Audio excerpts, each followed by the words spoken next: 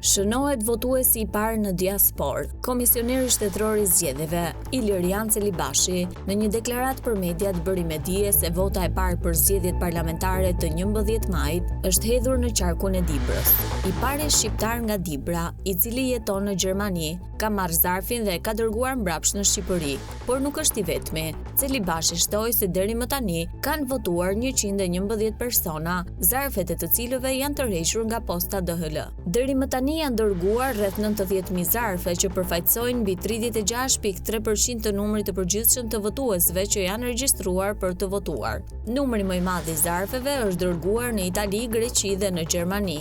Ndonse 17 prilli ishte caktuar si afati fillestar I vendosur për shpërndarjen e fletëve të votimit për emigrantët shqiptar që jetojnë jashtë vendit e që do të votojnë më 11 maj, kreu I KQZ-s thotë se ky afat mund të shtyhet, duke shtuar se ndryshimi I afateve nuk e rrezikon votën e diasporës.